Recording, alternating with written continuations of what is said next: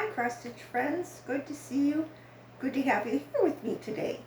I know it's been a little while. It's been, I think, 4 weeks since my last video.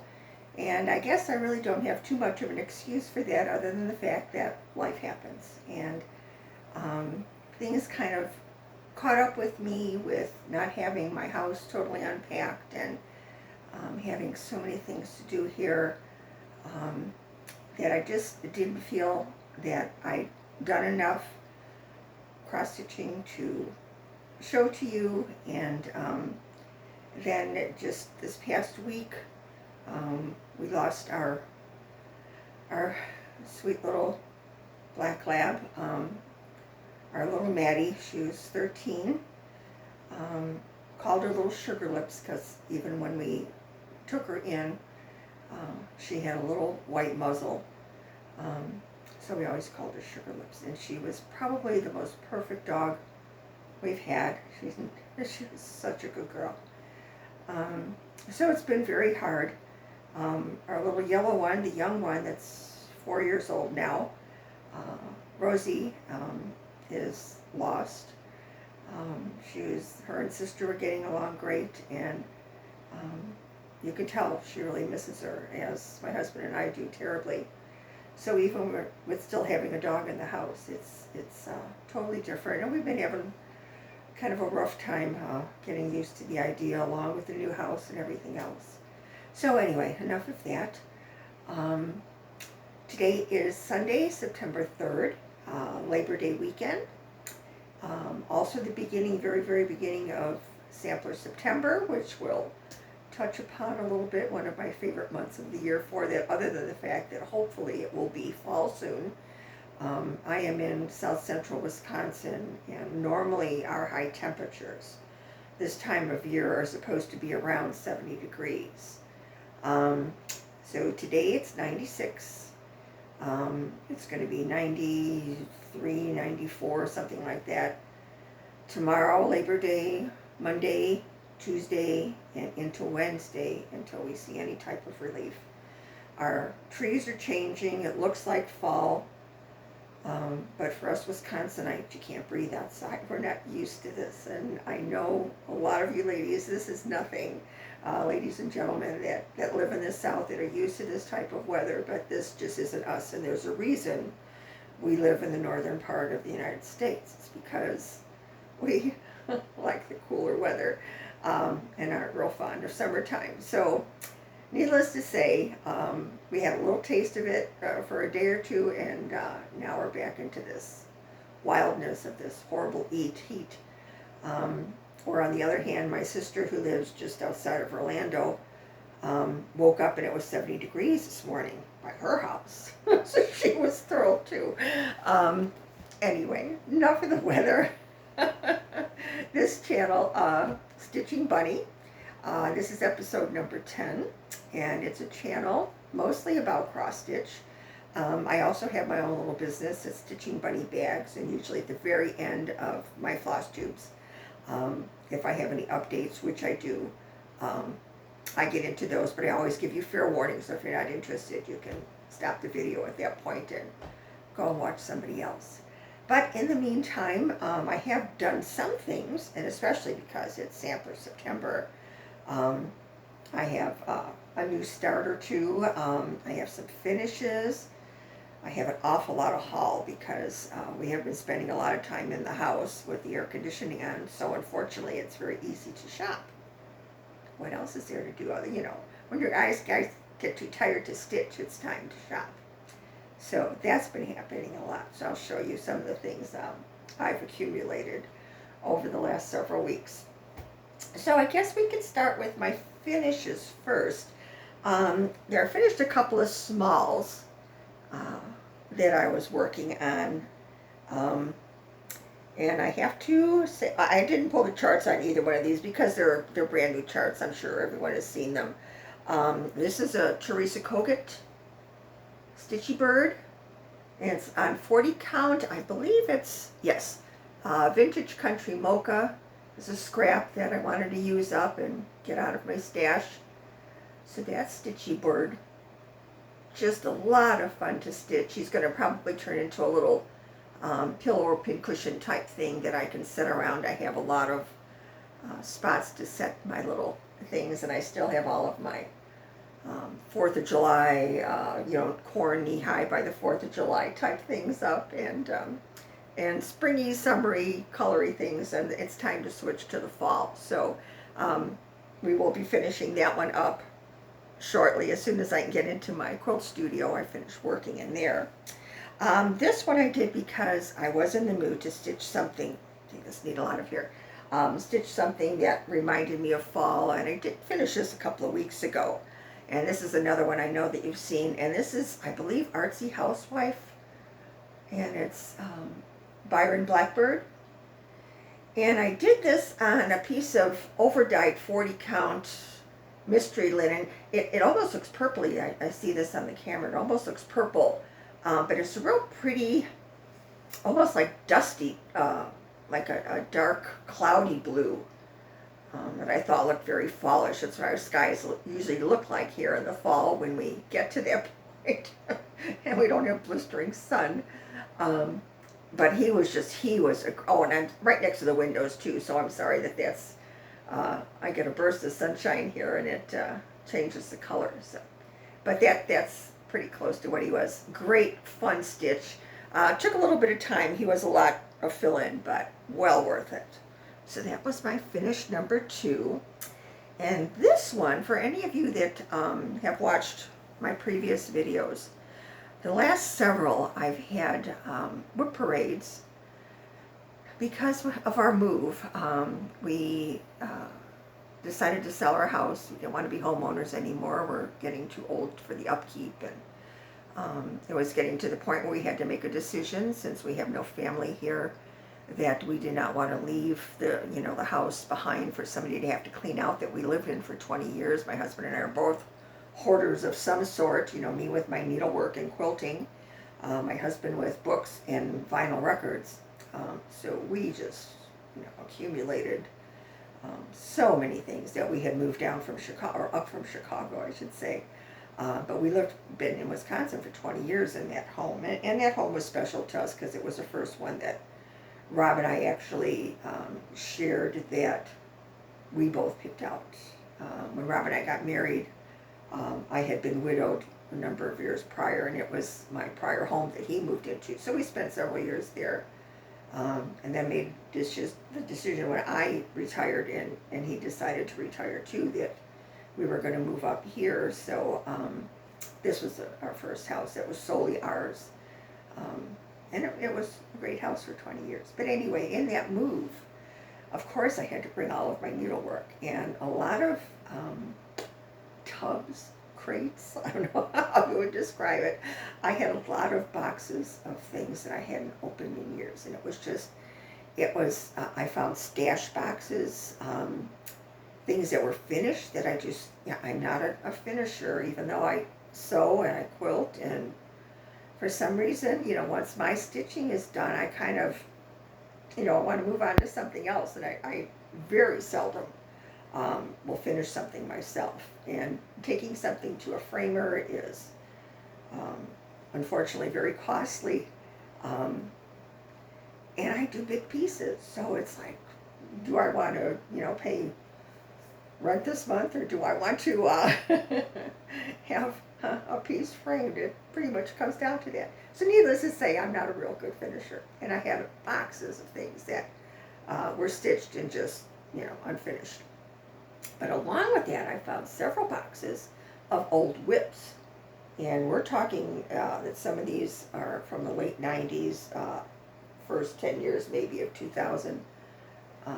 A few more current ones, but needless to say, I had forgotten about them. Again, they were stopped for whatever reason, packed away. They were separated in different boxes where the chart was in one box, but because the project was on scroll rods, that was stored in another box. So it was quite an ordeal. I kept finding these things, and it was quite an ordeal to actually sit down and spend probably a good week and a half to 2 weeks off and on, going through these things.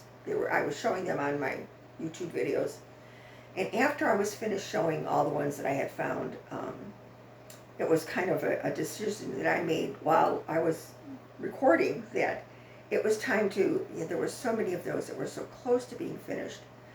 Ones I haven't seen in years, and I remember why I loved them, and I still love them. So I decided to sit down and categorize all of these old, I'd like to call them ancient whips, because, I'm ancient. So a lot of these, as I said, dating back many years, if I could determine what year I started them, I'd put that on there. But, a lot of them I don't know what fabrics they're being stitched on, other than most of them I can tell they're either 36 or 40 count, because those have been my sweet spots for many years. So that's a good guess. I put all the pieces together, everything that I could find that was a chart, a started piece. If it had the floss still with it, fine. If not, I'll pull it again, or get the flosses to finish it. But on the whole, most of them were, I would say were complete whips, where I pretty much had everything together. So it turns out that I decided I want to keep those separate from the journal that I have that is my current whips that I keep track of, where I am now keeping track of what linen it's done on, what flosses I'm using, if I'm making any changes, what count it's on, what happened during the time I was stitching those pieces. And that is wonderful. I wish I had done that with a lot of these old ones, but there was no, at least I don't know. I don't believe there was any Flosstube back then, or I wasn't aware of it. So I hadn't really thought about this or been told, to do this with my pieces. So as it turns out, I have a separate journal that I bought. I think that right now there's probably, I think I have right around 30, give or take, that I decided that they are whips, they're ancient whips. I have intentions of finishing these, and I put as much information on these as I could. And I'm going to, when I do finish them, or whatever time I put into them, I can note on there and kind of catch up and be a little bit more current with what I'm doing. So during all of that, one of my last, I think it was my last Flosstube, the last ones that I showed, I got some great comments, and one of my followers, viewers, mentioned that it would be a good idea with so many of them being so close to being finished, that I should pick out one or two, or one, whatever I wanted to work on, pick out one that was almost finished, that I could finish quickly, see a result, get a whip finished, and move on from there, and get that more of an instant gratification, and encourage me to go on and finish some of these others. It was a wonderful idea. Otherwise I would have just picked out one that I really, really loved. I thought, well, I'll work on this for a while. But it probably would not have been one that I would have been able to finish within a couple of nights, which I did with this one. And this is one I still love. It was one row away from being, let me get my board here. It was just the bottom row away from being totally finished. I still had one of the flosses I was able to find. But this is one that only had a small number of colors. And this is, at First Cock Crow, Blackbird Designs. And you ladies probably know better than I do what book this was in. I think that this one actually might have been, I don't remember if this was a leaflet I had, because I did finish it. I took it out and put it in with my Blackbird pattern. So I don't remember if it was a leaflet or if it was in a book. But it's an oldie. And I don't, let's see if I have a year that I started this. No, I don't. Well, needless to say, you ladies, gentlemen, know that this is not a current piece, that this is one of their older Halloween pieces. And all I had left was this bottom row was blank. And I thought, this has got to be the very closest. This has got to be one that I definitely can finish. So I pulled it out and thought, well, first of all, maybe I should write something down there about, the timeline of me starting it so many years ago and then coming across it and finally finishing it in 2023. But I really didn't have the current or the actual information from the start. So I thought, no, I won't bother trying to, fudge dates and stuff like that. I'll just put the items in there, the motifs in there that should be in there. Finish it off the way Blackbird designed it to be finished off. And the only thing is that I had run out of this. This is like a black, you know, it's all done in over-dyed cottons. And the first couple of little motifs here had this, one of the over-dyed blacks. It had like a little bit of brown or something in it. Ran out of that, trying to get more, and it wasn't at all, you know, the same type of color. So I had to switch to something that was a little bit grayer. So, you know, get to this point, these are the last several motifs, and you can see that they're a lighter color, but there's also a lot of the lighter gray in the piece. So, you know, I don't think it's real noticeable, and I think it's better to have it finished than to put it aside again and say, well, if I ever find that color, I'll finish it. I'm not doing that anymore. I'm getting too old. I'd like these things finished. I'd like, you know, them to either go to somebody in my family, or wind up in Goodwill and somebody will get them, I maybe rescue them from there. So that's it. This is my first one finished. I'm thrilled.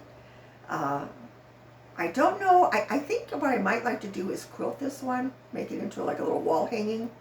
The new house has a lot of empty walls, but we are renting. We decided not to purchase a home anymore. So we're renting a home, and it's a tri-level.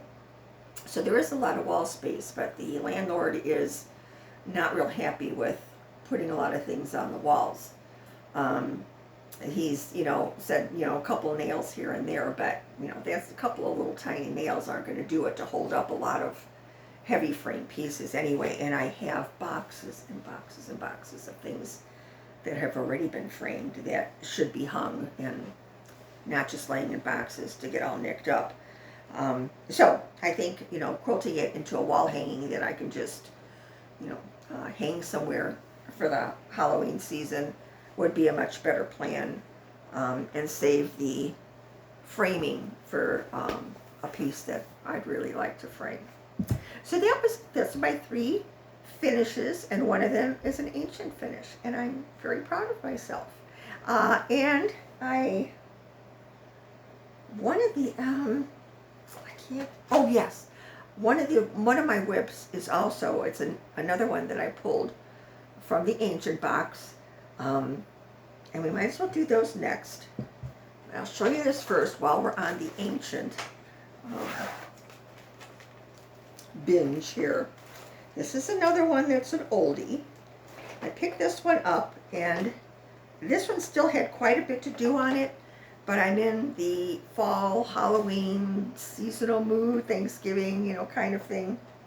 So this one struck me that, yeah, I'd love to finish this one because it's Halloween and fall. And this is Autumn at Hawk Run Hollow by Carriage House. This one is being done, let's see if I had any information. I should have pulled this out and looked. Well, you can tell I'm out of practice because I didn't pull this out and look ahead of time. Well, I don't have it on here. So right off the top of my head, no, I don't know. Oh, maybe it's on my tag here. Hold please, bear with me a second. Oh, I have a year. I started this in 2010. So this is a 13-year-old ancient whip.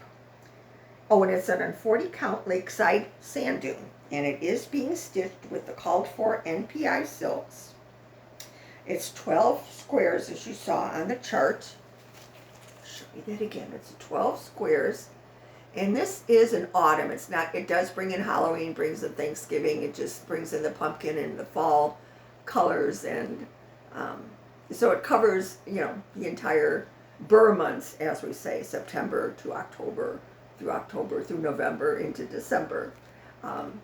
So I had the first, I think 6, 7, I was on block number 8. This one was half done. So I finished block number 8. I'm sorry, I take that back. I finished, number 7 was half finished. So I finished number 7, I put in block 8, and I'm working on block 9. So that's not bad, because that is a lot of stitching. It's not really full coverage, but boy, it's a lot of stitching on these little squares. So I'm going to have to do this, and I'll get my board, but I'm going to have to do this one in sections because this is so long, even though it's on 40 count. This is huge. And my stitching friend, Valerie, that still lives in my old neighborhood, came over Thursday for a stitchy date. And I showed her this. She hadn't seen it before. And Val's back to cross-stitching after a number of years. She's stitched before, but she got into other crafts. She's an exquisite stained glass maker, I guess is how you put it. She teaches classes, and her work is beautiful. So she's done that. She had gotten into that. She has a good-sized family, and she makes everyone a handmade cross-stitch, or I shouldn't say, I'm sorry, a handmade snowflake ornament of some sort every year for her family. So she was doing stitching, but I think, and embroidery. She was working on an embroidery piece, I think, when we kind of met each other and started being friends. So, of course, you know, I got her back into the cross-stitch because you don't have a chance. If you want to be my friend, you have to be a stitcher, or at least tolerate the person that is the stitcher in the family, because that's life. So here she is. This is Autumn in Hawk Run Hollow. Listen, all of those squares have been done, all of that stitching 13 years ago. So then we get down to this one. Oh, this is the one I half finished. I'm sorry. This is the one that was half finished. Now that I look at it, I remember filling this part in and this border. This one I completely stitched. And now I'm working on the witchy, and after filling in that moon, it took me 3 nights to fill in that moon, I thought the witchy herself, I'm going to do the same thing where I outline it, because my husband and I are now watching, baseball. It's the last couple of weeks of baseball, and the Brewers are playing quite well, so we do watch baseball almost every night. So I can do this and watch baseball at the same time. So if you see her, let me put this down. If you see her on the chart, she is a lot of fill-in too, but she's like big blocks of fill-in, and even the little houses aren't, too many different colors. So I'm right now trying to, fill in this black part so I can go up to her hat and then work down. I'm a top to bottom stitcher. I don't like working up necessarily, so I'm trying to get up to a spot up here where I know that I'm right, and get her hat in, and we can take it from there. And this is another one that's going to be a nice full stitch. And then the turkey, he's great. I can't wait to get to the turkey. So that's that. That's my second one that's pulled out of Ancient Whips. And I'm actually putting some work and love back into them. I think they're very happy to be out of those boxes, even though I have now packaged them all in project bags.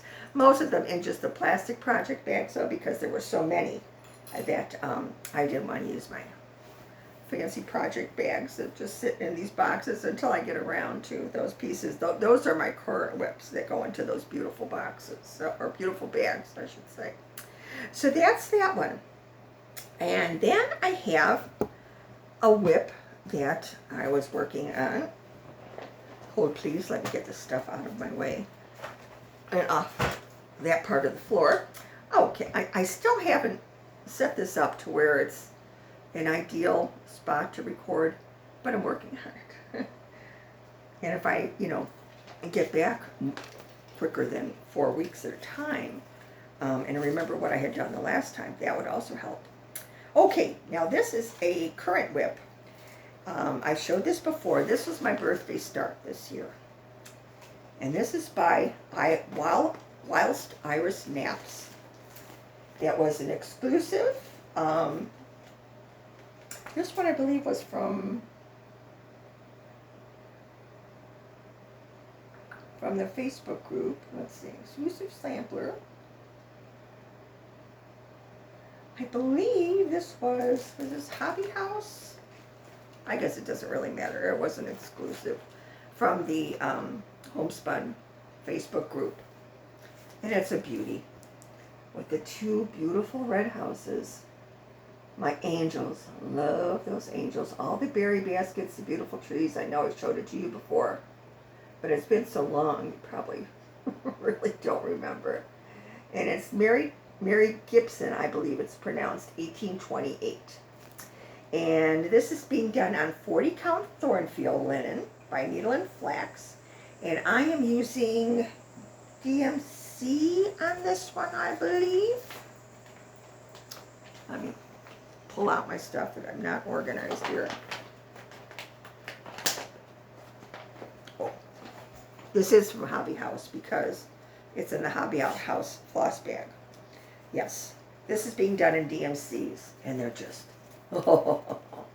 beautiful colors on this beautiful Thornfield linen. Oh, let me show you this.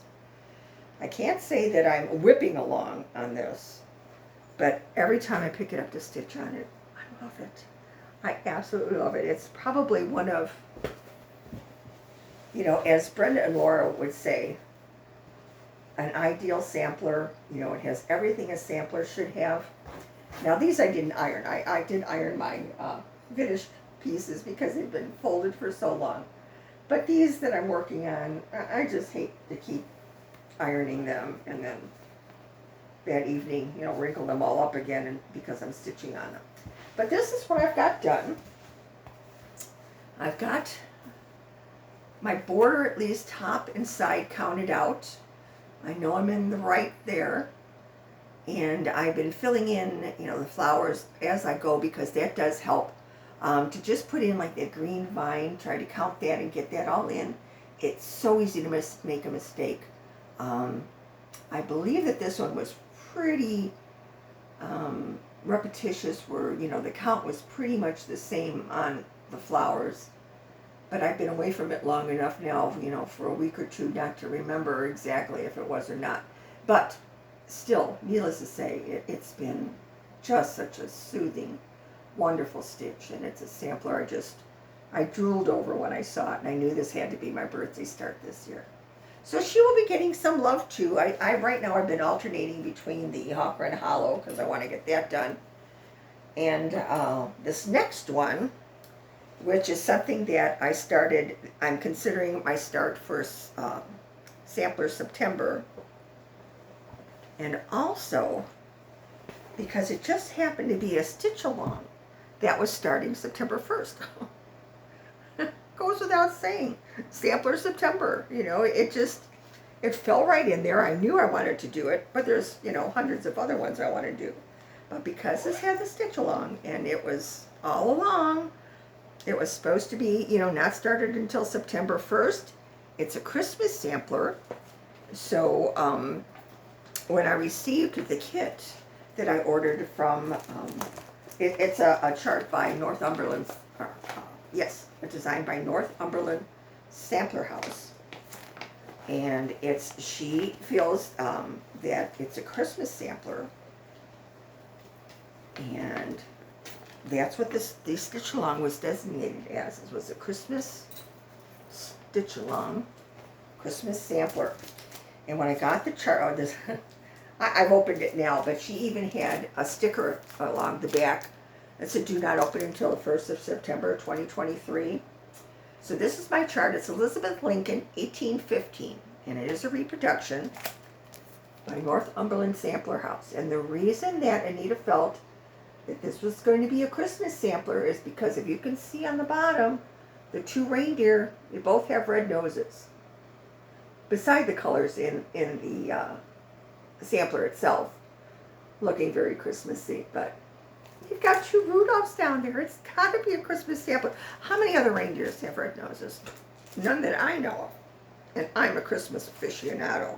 So trust me, I don't know a lot of red-nosed reindeers. And even being from Wisconsin, where we see them all the time, reindeers don't have red noses. So I did start this on September 1st. This is another one that's going to be such a fun stitch. Such a fun stitch. It's almost embarrassing to show you this because this is all I have started. So this is the first 4 pages across. I decided to do that said I'm a top-down starter, so this is the easiest way for me to do it. I'm getting those leaves in, you know, all along the vines now, and then the flowers opposite, you know, flowers in each one. So I'm dying to get to that because that's where the pretty colors start to come in. Right now this is 2 shades of green, so it's not the most exciting, but I'm anxious to get the little leaves in, and those are going fast. I just started those the other night for a half hour or so before we decided to turn the TV off and come up here. But that's what I have started. I'm on count right now. I'm very proud of that. And with doing it this way, I stop exactly at the bottom of that first set of pages, you know, the 4 pages that go across that constitutes this top section. So I'll work, you know, everything that's in those 4 pages, unless it's like a partial flower or something, then I'll wait until I get down to that point. But, and then I move, you know, border and inside motifs down as I stitch so that I can keep it as close to being, you know, count on as I can. And I know there's a Facebook group that is set up for this stitch along.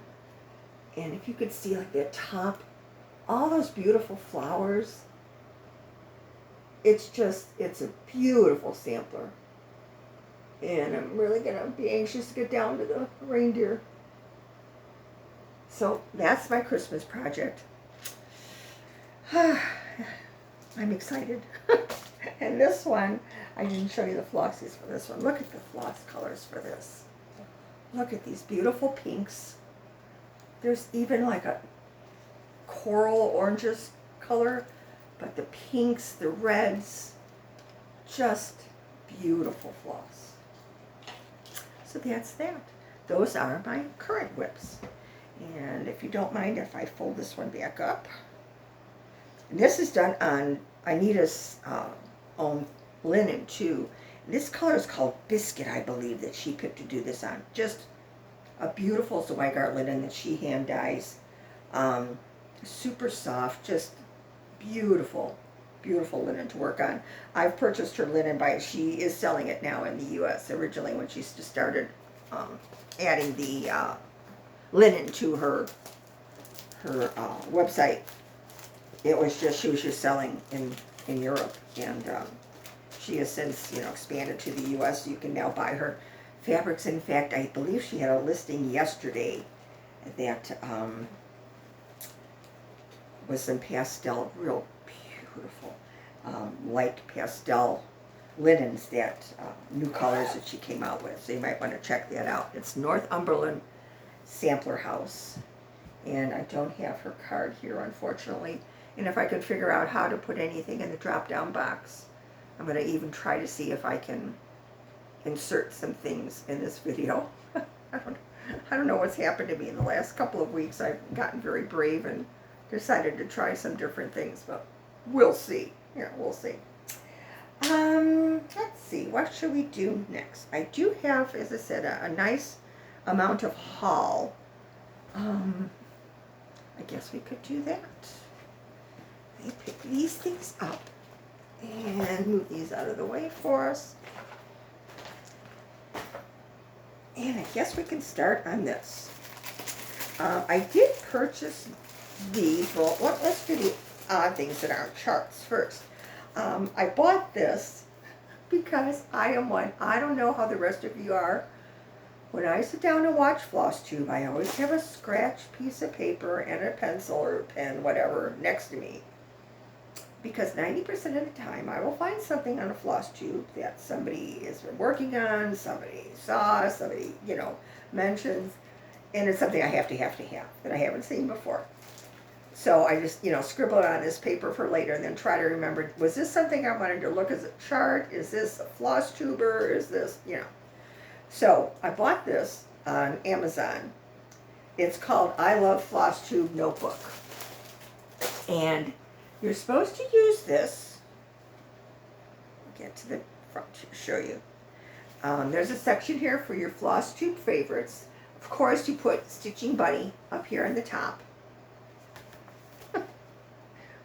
little plug for my Flosstube, even though there's so many others. I adore some of these Flosstube people. And then the pages are Flosstube. It's a date, it's a channel, and the episode. Pattern, there's a section there, the blue section for patterns to buy. This is where I ordered from. Suggested sites. That's great, because a lot of Flosstubers will mention either new Flosstubers they found or Flosstubers that they really enjoyed, or a particular something, one of the Flosstubers said, showed whatever, and they refer back to Flosstube. So, and then notes, shopping intake, I like that. But anyway, you're supposed to do this. I need notes for that one. So, you do this with your Flosstubers. I think it's a great idea. So far, I haven't used it because I didn't want to scribble in it until I showed you guys. And somebody, I don't know if it was Brenda and Laura that showed this. Somebody did.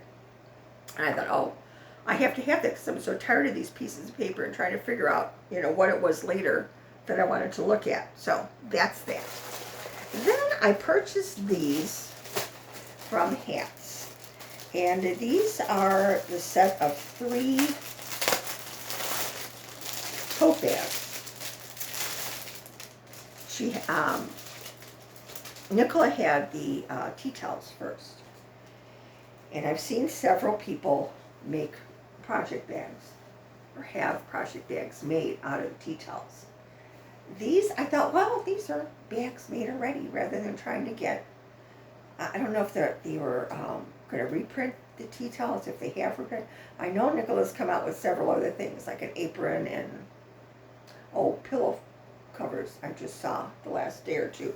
That, of course, is samplers. It's one sampler on one side and one on the other. It's actually just like this. It doesn't have the pillow foam in it, but, it looks like it's a standard size, and then, it's reversible. But it looks like it's the same type of thing. It's printing like this. But it actually looks, it's a photo or, reproduction of the actual stitched piece. So, I got these. There was 3 of them. This is my favorite one, so this was the one that I opened and took out.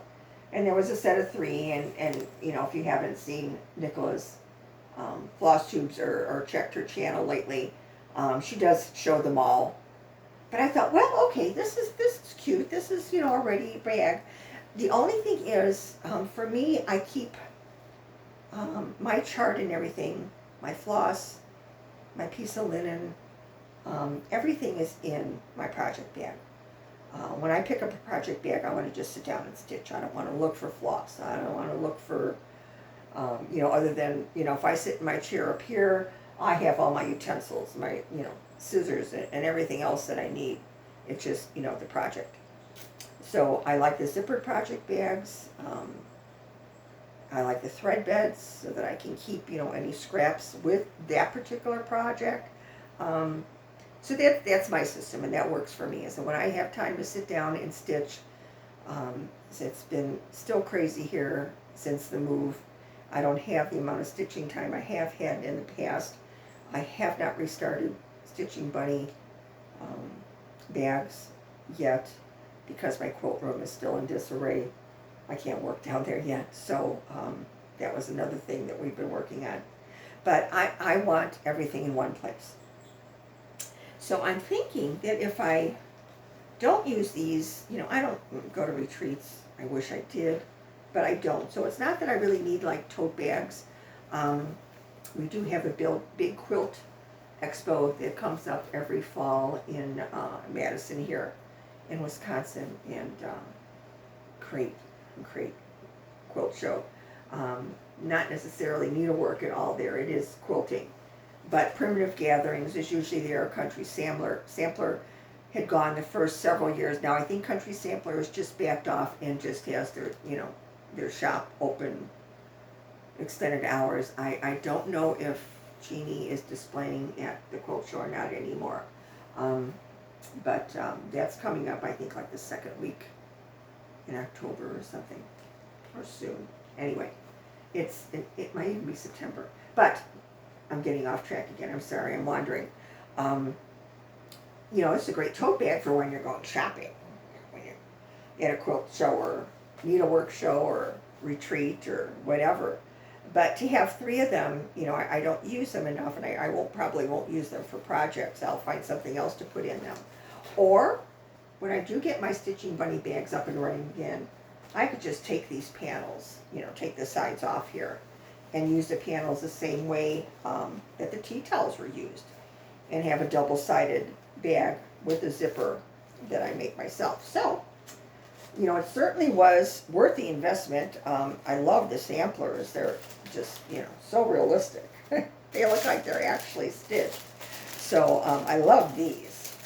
And I had even thought about getting the pillowcases, but we have a 4-year-old lab puppy that thinks anything that's got stuffing in it is hers.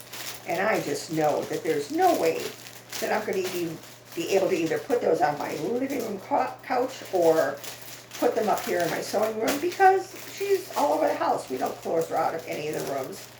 And she sees something fluffy, that she spots as sitting on my chairs or whatever. That pillow's not going to be long for this earth. And what she's going to do is, chew a hole in it where it won't be usable. So I kind of poo-pooed the idea of the pillow covers. And I think what I'm going to do, is maybe do a project bag or 2 out of these. And, if I want to use one to make my own pillowcase, that I'll just have to put up somewhere and display rather than actually using it as a back cushion, which would be nice. But, well, okay, then I've accumulated a couple of things in fabric. These are my monthly ones. I am in the Fox and Rabbit from Gayron Stitching. The Fabric of the Month Club, and this is great. And it's 40 count fat quarter, and this is called Supernatural. And boy, if you can't tell, that's purple. Purple next to my shirt, you can tell.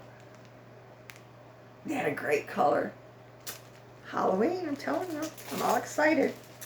Then I also get the Bestitch Me Silk Pack and the Fabric of the Month, and also a 40 count. And this one this month is so pretty. It's called Luna Moth. And it's, I bet this isn't going to show properly. It's like a, no, it shows blue. It's actually like a greenish, like an aqua color. That's just gorgeous, but that really is bad. Yeah, doesn't really work on the camera. And these were my August silks of the month. Real pretty colors. Slowly building up my stash of their fibers. Are just, oh, just lovely. Excuse me. Just lovely.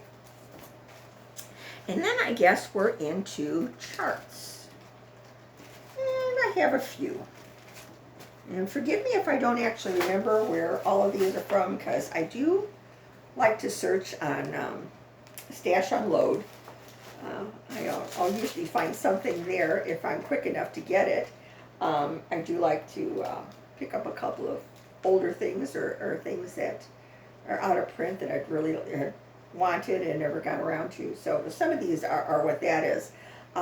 This one, however, is from Liz Matthews. Hello from Liz Matthews. It's the OCSG Sampler Tree Cross Stitch Kit, and this was, I guess, a retreat or something piece. And I think it's released now. In fact, it might just have been released with the gallery. No, what was it? The one that just had Expo. I think they just had that was strictly for retail people. So I'm almost sure this was just released, but I think I bought this on Stash Unload. But I love that. I had the dream of making, several of her trees and putting them in with my Christmas decorations up on a mantle or whatever. Well, I no longer have a fireplace, so, the mantle idea is out. That went with the old house. But I'm sure I could still find a place to display that. I have a wall that separates my kitchen and living room, and it doesn't quite, I have a 12-foot ceiling at one point in the house. And so that wall kind of, it's probably an 8-foot wall. So there's space between the top of the wall, which are my cabinets on the other side. Those cabinet tops are open. So I've got all kinds of ideas what to put up there for Christmas. Put some artificial snow up there. Of course, artificial, we don't want there. And put either my Santa collection or mix my Santa collection with my bottle brush tree collection, with my snowman collection, with, I have all the Christmas stuff in, half the size house. So we'll see how that works out. But I just think that doing a number of these, doing her 12 days of Christmas ones, and it would look so cool. But then I'd have to finish them, so that's the other issue. So I did get that one. This one, I think I bought this, let's see. Well, I must have ordered this from a shop, and I don't remember where. Doesn't really matter, I guess. I'm sorry, I should note what these are. This is from Pansy Patch Quilts and Stitchery, and it's called Stitch. And this is at Stitch number 2. I forgot what the first one was. I think I have that one too. But it's a series of stitching pieces. And with my beautiful stitching room here, and I have my quilt room downstairs, I have lots of spaces for my stitch. And I love things that are stitchy related, just like Stitchy Bird, and I love those types of things. This one I found on a secondary market. I didn't have, and I was thrilled to find it for a very, very reasonable price. It's a Blackbird Designs Pumpkin Farm. Now, who doesn't love that? Oh my God, the colors. And it doesn't look like too bad of a stitch. I mean, there's a lot of filling in the pumpkin and in the house, but I think that's, so pretty for fall. Then I got this one. This is another one that, if it relates to stitching, if it says anything about a stitcher or your stitching room or, stitch whatever, I have to have it. This is by Tiny Modernist. It's a stitcher's heart is ever full when needles pierce and threads pull. Look at that. And that I could hang in, or turn into a little hanging piece for one of my cabinet doors here. I have so many thread cases and the wooden ones and boxes, and my cabinet doors, my glass cabinet doors have knobs on them where I can hang all these neat things. So I thought that, and that doesn't look like too bad of a, time-consuming stitch. Then this is another one. I am a fan of Anita's in the Northumberland Sampler House. This is also a reproduction. It's Sarah Brown, 1834, and it's, to me, a Christmas piece. But the colors are so unusual in this one. And this is Charter for DMC. But look at the colors in there. Isn't that lovely? And then I ordered with it the 40 count. It's mousy brown linen. That's her. I'm going to take this out of here so you can see without 2 plastic bags covering it up. This is her suggested linen for this one. It's almost like the old dirty linen, where it has a real rustic look to it. That's still coming out a little bit lighter than it actually is because of the window glare here, my son. And then, of course, I had to get the floss bling that is, a picture. I do this the right way. A picture of the, let me do this right. I have to be retrained. I'm trying to move the little charm out of the way so you can see the sampler. Hold, please. I'll get myself together. There you go. It's got the evergreen tree. I love it. So that one I ordered from her was the chart itself is a PDF download. And then I ordered, I just love her linen too. And it just complements her pieces so beautifully. So got that. Then this one I thought was really cute. This is by the Camping Stitcher. And she's a Flosstuber, and she's now doing some designing. And this reads, now I sit down in my chair, my needle, floss, and fabric there. I stitch and calm my busy mind whenever I can find the time. Quick stitch, cute saying. That's gotta go in my stitching room. So I plan on doing that small, either 40 or 46 count. and doing a little stand-up too of that, maybe do a flat fold or something to just stand that on one of my tables in here, because that's perfect. It's just perfect. This one I bought because I'm trying the tradition of making my sister a Christmas ornament every year.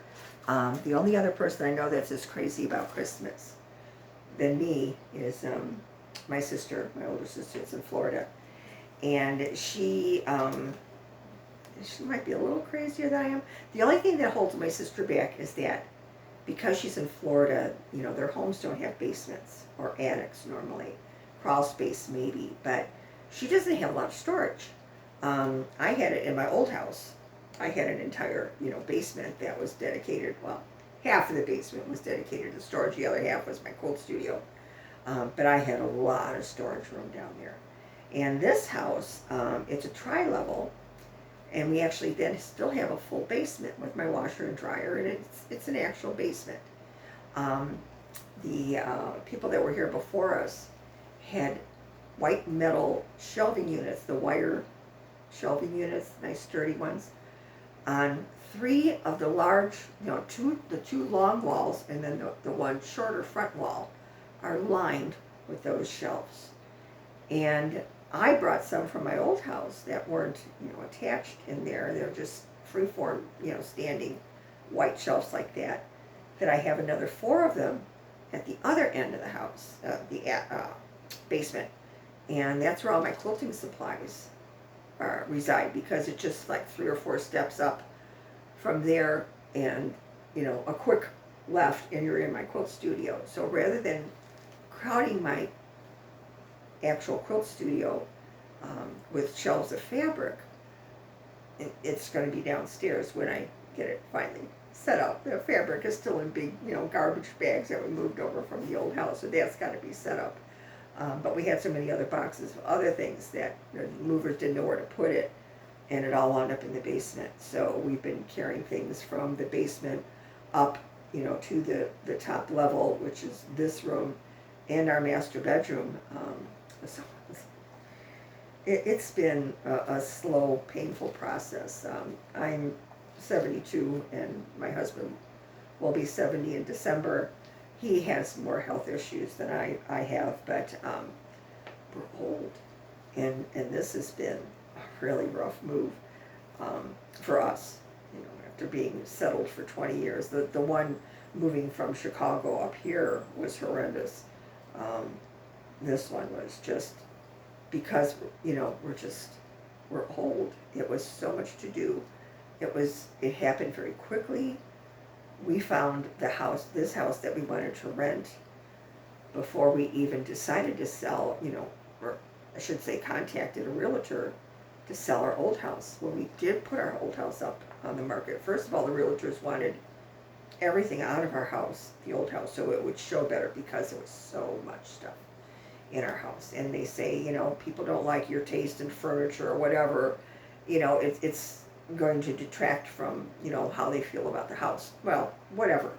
So we had to have everything totally out of the house before they would come in, bring the cleaning crews, after all that furniture had been moved, and set the house up, for viewing. Well, it came down to the wire where the landlord here was anxious to get the house occupied. He'd been working here. The people he had in here prior to us had been here for 8 years, so he took like a month and a half after they moved out to, redo this whole house, as far as painting and fixing things, changing light fixtures, changing, plumbing fixtures, that type thing, and just getting anything that wasn't working properly fixed. So he was anxious to get somebody in here to start, receiving the rent again. So we finally said, no, we have to, get this on the market. Everything is out of here, listed as is. They listed our house on a Friday evening. They had a few people in Saturday. Sunday they had an open house.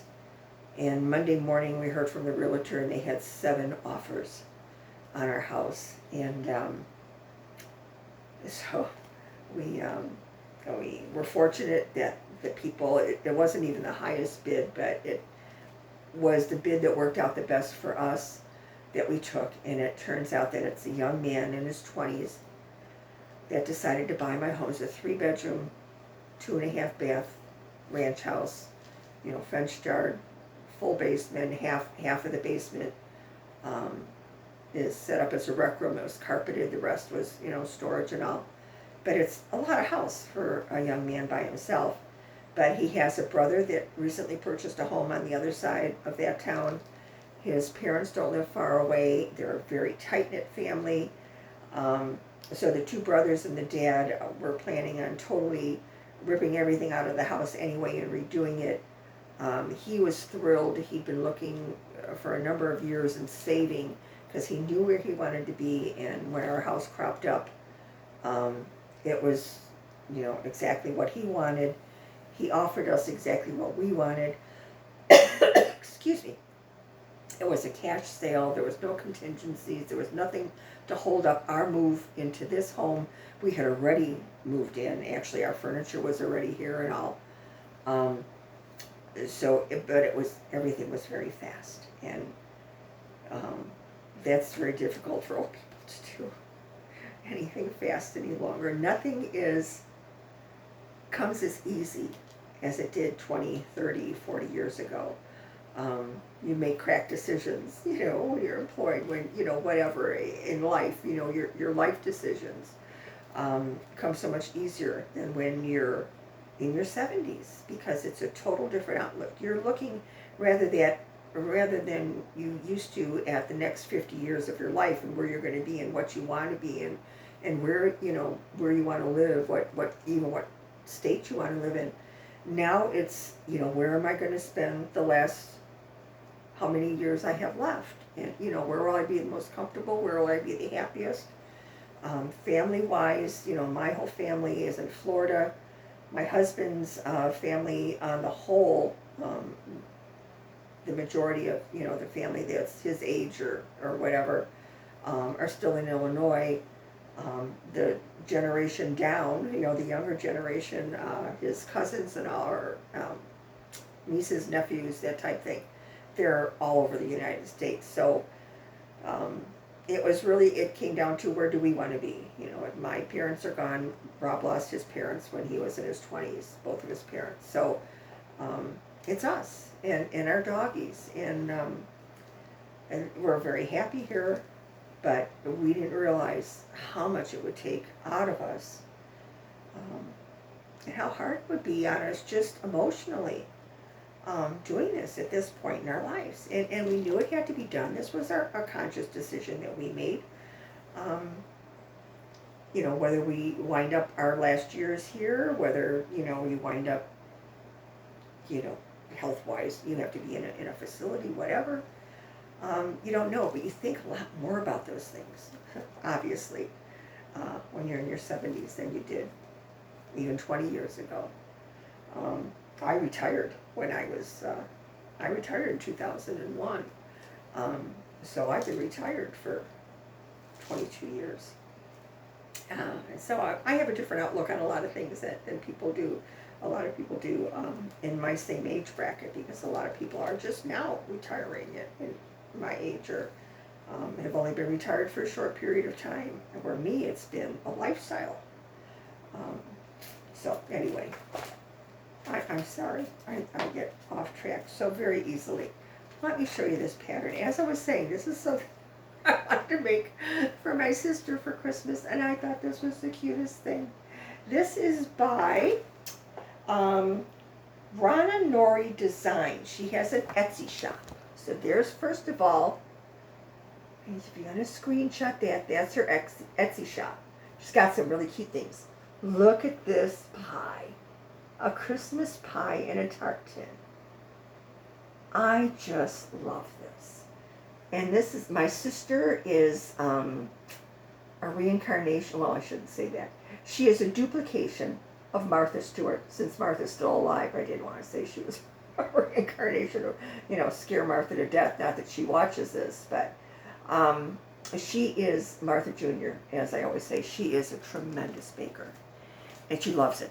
She absolutely loves it. She loves having company, and she loves baking for people. You know, she when I go and stay with her for a week, it's like she's baking for 3 weeks and freezing things, and you know, what else can we make? You know, so us too. You know, Weight Watchers, of course. I've fallen off the wagon, but I just think that is precious, and it. A lot of color change. You know, it's so cute because of all the. I mean, the crust looks so real and all, and the holly leaves and the berries look so real. So there are a number of colors and color changes, but the chart is done beautifully. It's in color, and there's a black and white also if you'd like. But the color one is done fantastically. So it shouldn't be. And I want one myself too. So that's that one. That was a PDF. So that's great. And then this one too, this is by Violets and Sunshine, and she is a pretty much a new designer, or at least, you know, new to me. I haven't been real familiar with her, but I did see her 2 pieces that she had out, I guess with, you know, her last releases is what I'm trying to say, at the Country Sampler retreat that they had, the summer retreat that they had in June, I believe. And I, you know, live down the street from Country Samplers, so I went to Girl Fan, and Jeannie had their whole classroom back building set up with, it's like a trunk show. And she had her first two samplers there on display, models of it. Absolutely gorgeous, I bought them both. But this one is A Very Merry Christmas with Agnes. There's only 2 colors. It's listed with, there's 2 DMCs, there's 2 Avera Suave 103s, or there's overdyed cottons that are, what is that, Classic Colorworks. I have to stop and think of what CC is. So this is it. This is A Very Merry Christmas with Agnes. Isn't that great? I just love this. And I still plan on having my Christmas sampler wall. So I already have 2 completed pieces, 2 samplers that are Christmas, that are totally stitched. They're not framed because I'm not sure which, you know, I knew in my old house I had that one whole big long wall behind me in my sewing room. This one, it's more of a choppy, it's a squarer room than that one was there. I had that long wall that kind of ran the length of my hallway. They shared a wall.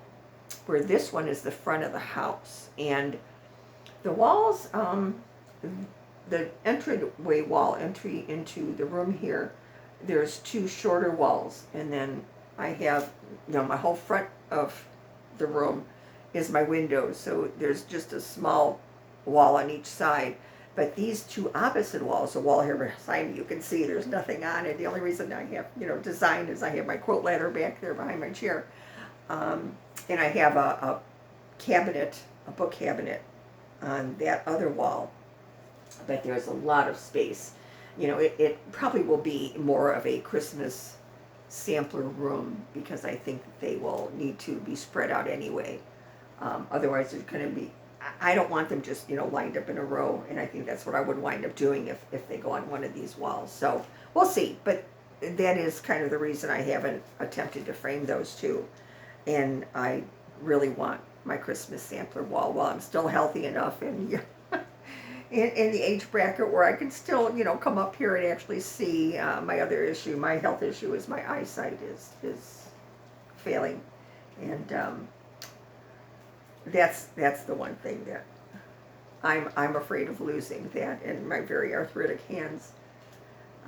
So I would like to do that. So if my tiny stitching is taken away from me at one point, I have to go back to stitching on 28 or whatever I have to do, I will do it so that I can continue to stitch. But I do love my 40 count. I've kind of backed off my 46 because that really does require a lot of magnification, and that's harder for me to stitch that way. So, okay, so that's kind of my stash. Have we gone through everything in my life that I could possibly have made you listen to in this video.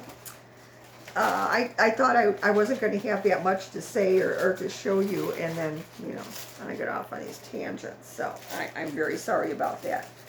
But I have to be perfectly honest in saying that I've missed you. I so much enjoy reading the comments.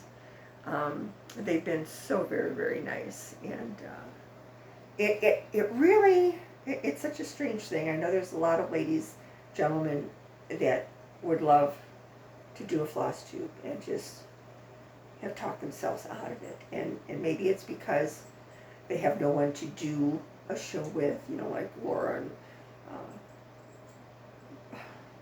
Brenda and Laura. If I don't say it the right way, I'll get it. Or two more of my favorites is Jane and Julie. I think we could be Jane, Julie, and Judy because, I think I fit in with those two ladies quite perfectly. And they're only a little north of me. So, we could do like a video, combo kind of thing. I have to mention that. But I do love watching the videos. I do love hearing from you ladies.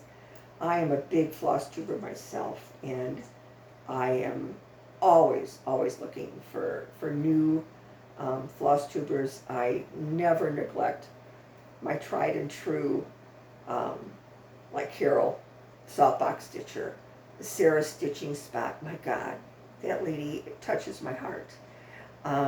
Beside her beautiful work, she is just such, you can tell she's just such a wonderful person. I just love to talk to her, I think.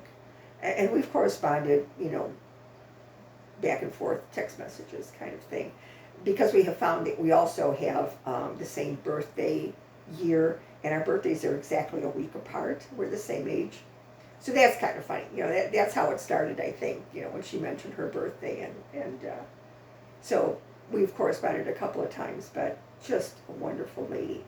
The same thing with Jane and Julie. Just, how could you not have fun stitching with these ladies, or even just talking stitching with these ladies? Brenda and Laura goes without saying. They were so instrumental in helping me with stitching bunny bags. There's so many. So Carol Saltbox. Carol, she is so knowledgeable and so prolific stitcher. She just amazes me. And to just be able to look at these people's homes and how they have their things displayed, and it just warms my heart. Cross stitch is so important to me. Cross stitch has gotten me through some really horrible things in my life. I don't know what I would have done if I'd still be sane, or if I'd still be here. I don't know. And I'm being totally serious. That when I say that, there are things that have occurred in my life. The one that comes, and I know probably some of you can relate, was when I lost my first husband. He died very suddenly, and we were, totally a bonded pair, as they say with puppies when you're adopting them. They can't be separated. And I was just suddenly left by myself, and at 40 years old. And to get yourself out of that type of situation, to try to get back to a normal life, took me a couple of years, easily, for me to start feeling that I could move on. And needlework helped me with that. Other, of course, my mom was still with me at the time, and she was instrumental in saving my life. She really was. So, I'm not making light of that. My sister, my family that was around me when I needed them, my friends. But when I was still working. I had to, get up and work every day. I had doggies that I had to take care of, that I loved dearly, and I wouldn't let anything happen to them, so I had to carry on. I had to take care of them. And when all of those busy things stopped for the day or ended, or I didn't have something, and I had all those lonely hours facing me, without losing myself in my needlework, I don't know what would have happened. Um, Losing, all of our pets that we've lost over the years, just many things. And I know that's life, and I know that I would say the majority of you have, dealt with the same type of situations in your life. I'm not saying I'm any different. I'm just saying, trying to express that needlework has just been there to comfort me when I needed it, and now that I'm happy, even though I'm old, I'm happy. I have a wonderful husband. We have our little yellow baby that we love. We're in an area, a new house that will make us happy for the time being. It's not ours, but for the iffiness in the rest of our lives, it's fine for right now. So we're happy here, and the neighbors that we've met are very, very nice. Um, I still have my best buddy in a town. It's not, 15, 20 minutes away. Um, and we're still mobile. We still get to see each other and stitch together. So actually life is very good. And so this is what happens when I'm away for 4 weeks and I can't, get everything out, get some of this out. In that period of time, you get it all at once. Oh, and by the way, I also got this as a beautiful, what do Jane and Julie say, a delightful delivery. That's from Barry Stitch Folk, my needlework shirt. Oh God! And I have a sweatshirt too that I'm just dying to wear, but putting that on right now when it's 96 would literally mean dying. So that's going to have to wait. But yes, I also got this and I love it. So I think that's all for today. I'm going to quit rambling at you. I do have a few minutes of stitching bunny bags that I'm going to go over just to keep you all informed. So if you're not interested in that, I understand, that's fine. Move on to your next Flosstube, watch somebody else. If you liked what you saw here, I know it was a little rambling, a little wild today, but I certainly enjoyed being here. I certainly enjoyed being with you, and it does feel like you're here. I don't feel strange talking to my tablet, because I know that so many of you will see this as soon as it's downloaded, and hopefully write me a nice comment. So if you do enjoy what I have to show and would like to know when I post another one, whether it be 2 weeks or hopefully it's not going to be 4 weeks again. I have to have my husband be a little stricter with me and say, Judy, it's time to record, so I get back on a better schedule and things are calming down a tad. So I've said that before, but I hope we kind of get back to more of a normal schedule. So if you'd like to hit the like button, share with your friends. If you'd like to become a subscriber, please do mark the little bell and it will notify you when I have a new video up. And I'd be so happy to have you rejoin me for another video in the future. And you know what I'd like to hear from you ladies in comments this time, since we're talking about Flosstubers. And I don't have my list here, there, my little notebook. I'm going to start filling out now, but there are a few new ones that I thoroughly enjoyed and I wanted to mention, but I don't have their actual, names to where I won't butcher them. I'll wait to, make a normal list so we can discuss them. But, whatever, ladies, gentlemen, I know there's a couple gentlemen Flosstubers now, and I do want to watch theirs because men are funny. My husband is, a comedian in his own right, and he makes me laugh all the time. And I think, watching the gentlemen would be, I'm sure it's something they enjoy, and it'll be a whole different kind of perspective, I guess, on stitching. So I'd love to have a male cross-stitch buddy. Anyway, if you'd mention in comments, maybe somebody that's new that you've come across, or somebody that you really enjoy, that's been around for a while, but, you can't find them all on your own. It's the suggestions, and I'd appreciate that. So it would kind of help direct us all, maybe to some new favorites that we've got winter months coming up eventually. So it's going to be more Flosstube time, I'm sure. So until next time, thank you so much for being here. I want you to have a happy, healthy, stitchy full next couple of weeks, and just stitch every day, and I'll see you next time. Thanks so much. Love you. Bye-bye. Okay, let me get my few minutes of Stitchy Bunny bags in so that you don't think that I've died. Um, it's has not been an easy feat trying to get that studio up and running. When I do work on my project rolls, my project bags, I've got a couple of new things coming out. It does take me an entire month to stock the shop for my 1 day a month sale, which is usually the first of the month.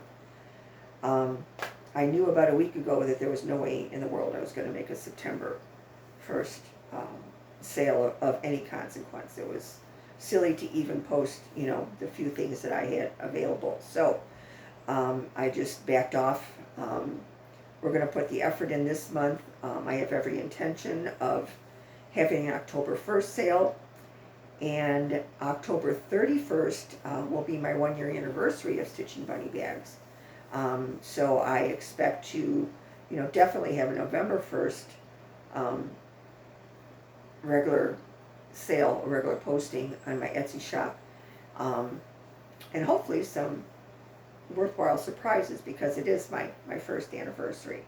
So I'm on stitchingbunnybags.etsy.com is my shop, and there's nothing in my shop right now, but I'll put that in my notes if I can get it in there. I know that the information on my Floss channel, it's listed there, and I do post occasionally on Instagram and Facebook to let you know, what's coming, give you some sneak peeks, and let you know that I will be back the 1st of October. So forgive me for still being reluctant to, get back in full force. I just haven't. I can't do everything, and that was the one thing that I could put off, and it wouldn't affect anyone else's life.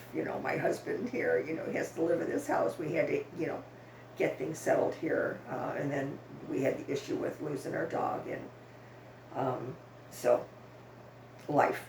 But we'll get it straightened out. We'll get our acts together, and Stitching Bunny Bags will see you in October, and hopefully Stitching Bunny Flosstube number 11 will be up in a couple of weeks. And until then, thanks so much for joining me. Love you guys so much. Take care.